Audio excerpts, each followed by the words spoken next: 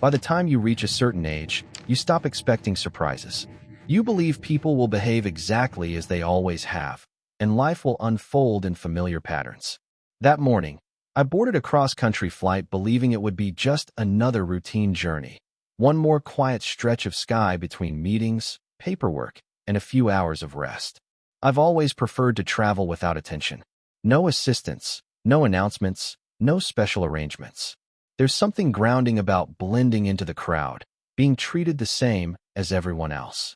Success, if it means anything, should teach humility, not entitlement.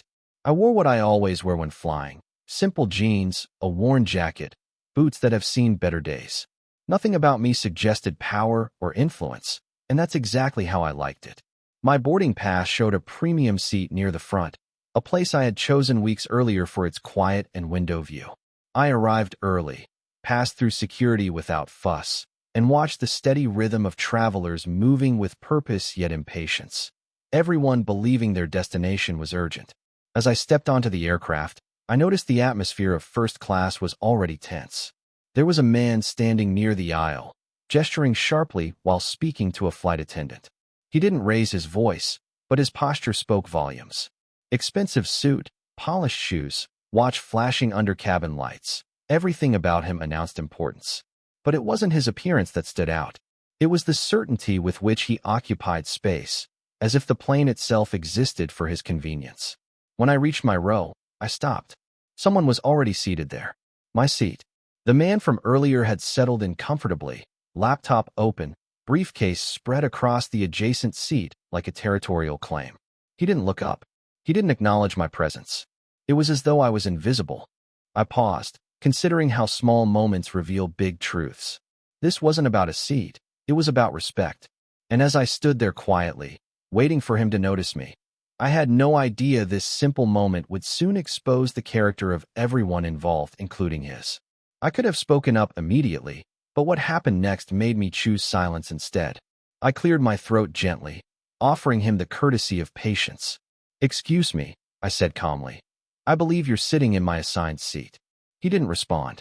His fingers continued tapping the keyboard as if I were background noise. I waited another moment, giving him the benefit of doubt. Airports are loud. Planes are louder. Maybe he simply didn't hear me. I spoke again, this time a bit clearer. "Sir, I have the window seat in this row." That's when he finally looked up, and the look he gave me told me everything I needed to know. His eyes scanned me quickly, dismissively, measuring worth based on appearance alone. I could almost hear the conclusion forming in his mind. Unimportant, inconvenient, ignorable. Without apology, he said the seat was taken and returned to his screen. No explanation, no verification, just a verbal wall meant to end the conversation. I felt no anger, only a quiet disappointment. Some people confuse confidence with dominance, and wealth with authority. I explained calmly that my boarding pass clearly listed this seat. He exhaled sharply, closed his laptop with exaggerated annoyance, and leaned back as if inconvenienced by my existence. He told me he needed the window for work, that time was valuable, and that I should find another place. Not ask, command. A flight attendant approached, her expression professional but cautious. She requested his boarding pass so she could confirm seating assignments. He waved her off, citing his loyalty status, his frequent travel, his importance. Other passengers began watching. The cabin felt smaller, heavier. When the attendant finally checked his ticket, the truth surfaced. His seat was several rows back. A middle seat. His reaction was immediate and explosive.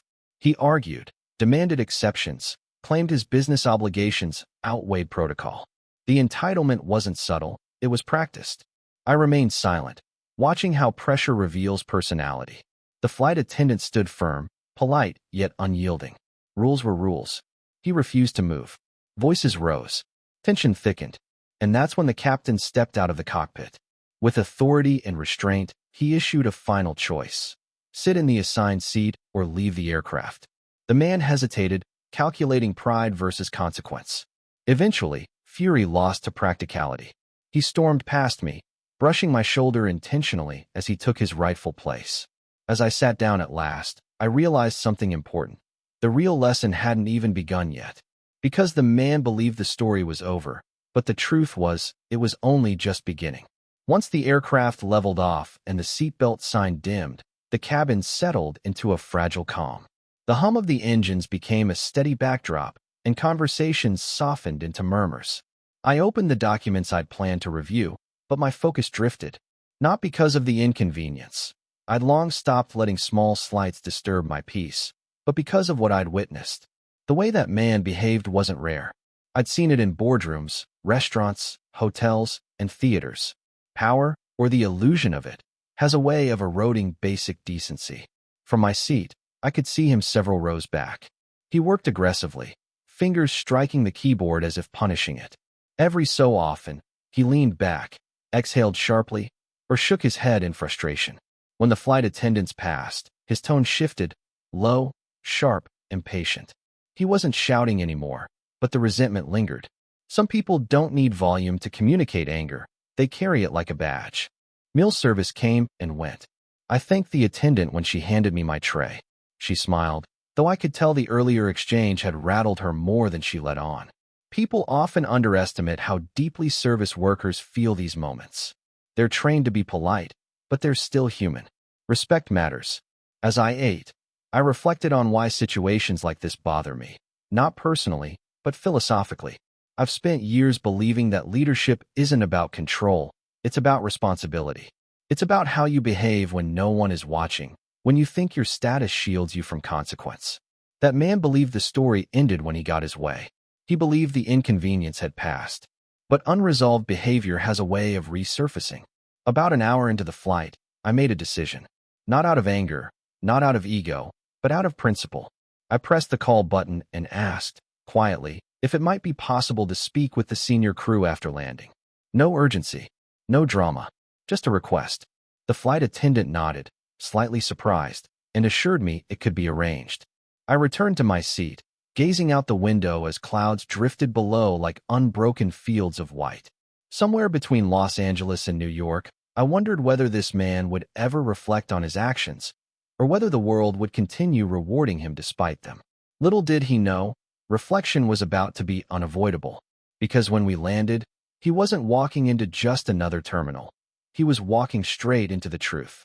When the plane touched down and rolled toward the gate, the usual rush began. Overhead bins opened. Passengers stood too quickly, and impatience filled the narrow aisles. I remained seated, calm and unhurried. There was no need to rush. Timing, I've learned, is everything. The flight attendants moved with renewed focus, and I noticed one of them exchange a brief glance with the purser before nodding in my direction. The arrangement was already in motion. I gathered my things slowly and exited the aircraft among the first group, not because I was eager, but because I had been quietly asked to do so. The terminal buzzed with energy, announcements echoing, wheels rolling across polished floors, people chasing connections and commitments. I walked past it all, guided discreetly toward a quieter corridor near the airline's executive lounge. Behind me, the man from the flight emerged, still carrying the weight of his frustration. He looked self-assured again, convinced that his complaints would be heard, that someone important would finally validate his outrage. I could see it in the way he walked, upright, determined, rehearsing arguments in his head. He believed power was about volume and pressure. He had no idea what real authority looked like. Airport services approached him politely, informing him that senior representatives wished to speak with him immediately regarding his concerns. The satisfaction on his face was unmistakable. He straightened his jacket, adjusted his cuffs, and followed them without hesitation. He didn't look at me as we walked in the same direction. To him, I was still invisible. Inside the lounge, the noise of the terminal faded into soft lighting and hushed voices. I was shown into a small conference room and asked if I needed anything. I declined. I didn't want coffee or water. I wanted clarity. A few minutes passed. Then voices approached the door, confident, assured, expectant. When it opened, he stepped in first, already mid-sentence, already complaining. He stopped abruptly when he saw me sitting alone at the table. Confusion crossed his face, quickly followed by irritation. "What is this?" he asked. I was told I'd be meeting with airline leadership. He glanced around, clearly expecting others to enter behind him. No one did. I gestured calmly to the chair across from me and asked him to sit. He refused at first, insisting on seeing someone in charge. That was when I stood, not to intimidate, but to introduce myself properly. I told him my name. I told him my role. And I told him why he was there. The room fell silent in a way that couldn't be undone. Because in that moment, the story he believed about power collapsed, and a very different conversation began. The change in his expression was immediate and unmistakable. Confidence drained from his face as if someone had pulled a plug. His mouth opened slightly, then closed again, searching for words that refused to come. For the first time since I'd seen him, he looked uncertain, not angry, not superior, just caught off balance. The room felt suddenly smaller, the air heavier. Titles and assumptions have a way of evaporating when confronted with reality. I didn't raise my voice or dramatize the moment. There was no need. I simply explained why I preferred to travel unnoticed, why I believed that observing people in ordinary situations revealed more about them than any formal meeting ever could. I told him that what happened on the plane mattered, not because of who I was, but because of who he had chosen to be when he thought no one important was watching. He tried to speak, stumbling over apologies that arrived too quickly to be sincere. I stopped him with a raised hand, not out of hostility, but out of intention. This wasn't about embarrassment. It wasn't about punishment. It was about accountability. I explained that airlines, like any institution, are built on trust. Trust between passengers, crew, and leadership. And trust erodes when entitlement replaces respect. I described what I'd observed, the dismissive tone, the refusal to follow simple rules, the way he spoke to the flight attendant who was only doing her job. I told him how many times I'd seen talented, hardworking people belittled by someone who mistook privilege for permission. With every sentence, his posture changed. Shoulders that once squared in arrogance now slumped under realization. He finally sat down, slowly, as if the weight of the moment had caught up with him. His voice, when he spoke, was quieter. He said he was under pressure. Big deals. High stakes. Deadlines. I listened without interruption. Pressure, I told him, doesn't create character. It reveals it. Everyone is under pressure. Not everyone chooses to be cruel. I explained that consequences don't always come in dramatic forms. Sometimes they come as conversations you can't escape, reflections you can't ignore. I told him this meeting wasn't the end of his problem. It was the beginning of his responsibility. Silence followed. Not awkward silence, but thoughtful silence, the kind that forces honesty. He finally looked up, not at me as an obstacle, but as a mirror. And in that reflection, he began to understand what was truly at stake. Because what I decided next would determine whether this moment became a lesson or just another forgotten warning. After a long pause, I told him plainly that this conversation wasn't about revenge.